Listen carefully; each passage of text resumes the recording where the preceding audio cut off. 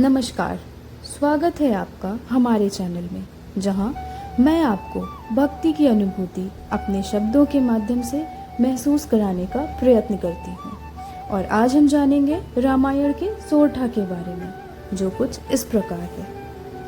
जो सुमिरत सिद्धि होई गन, नायक करिबर बदन, करो अनुग्रह सोई बुद्धि, रास शुभ गुण सदन। अर्थात जिनका स्मरण करते ही सभी कार्य सिद्ध हो जाते हैं, जो गणों के स्वामी हैं और जिनका मुख सुंदर हाथी जैसा है, वे ही बुद्धि के भंडार और शुभ गुणों के धाम श्री गणेश जी मुझ पर कृपा करें।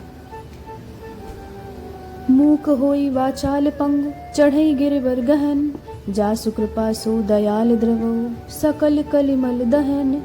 अर्थात जो भगवान इतने दयालु हैं कि जिनकी कृपा से गूंगे भी वाणी बोलने लगते हैं और लंगड़े भी कठिन पहाड़ चढ़ जाते हैं, वे करुणा के सागर प्रभु हमारे सारे पापों को नष्ट करें।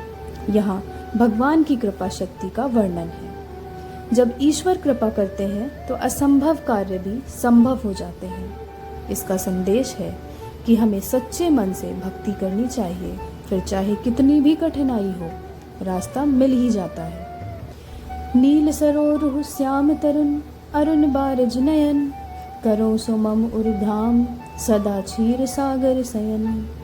अर्थात जो श्याम वर्ण के हैं, नीले कमल जैसे, और जिनकी आंखें अरुण कमल के समान हैं, जो क्षीर सागर में निवास करते हैं, वे मेरे हृदय में सदा निवास करें। यह श्लोक भगवान विष्णु के रूप का वर्णन करता है। यह हमारी प्रार्थना है कि भगवान केवल बैकुंठ में ही ना रहें, बल्कि हमारे हृदय में भी सदा वास करें।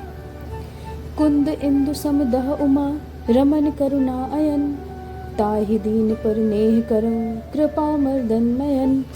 अर्थात जिनका मुख कुंद के फूल और चंद्रमा के समान है, जो उमा अर्थात पार्वती के पति हैं, जो करुणा के सागर हैं, वे दीनों पर स्नेह करें और मुझ पर कृपा करें। इन पंक्तियों में शिव जी का वर्णन है। वे केवल संहारक नहीं हैं, बल्कि करुणा के सागर भी हैं।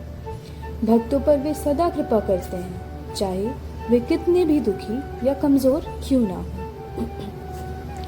बंदौ गुरुपद कंज कृपा, सिंध नर रूप हरि, महामोह तम पुंज जसु, वचन रवि कर निकर। अर्थात मैं उस गुरु के चरण कमलों को प्रणाम करता हूँ, जो कृपा के सागर हैं और मनुष्य रूप में स्वयं हरि हैं।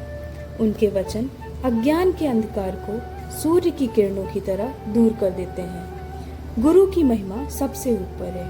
उनका ज्ञान और उपदेश हमें अंधकार से प्रकाश की ओर ले जाता है। यह केवल शिक्षक नहीं, बल्कि मोक्ष का मार्ग दिखाने वाले पथ प्रदर्शक हैं। इन श्लोकों के माध्यम से हम यह समझते हैं कि ईश्वर की कृपा, गुरु की महिमा और श्रद्धा की शक्ति से जीवन की हर कठिनाई पार की जा सकती है।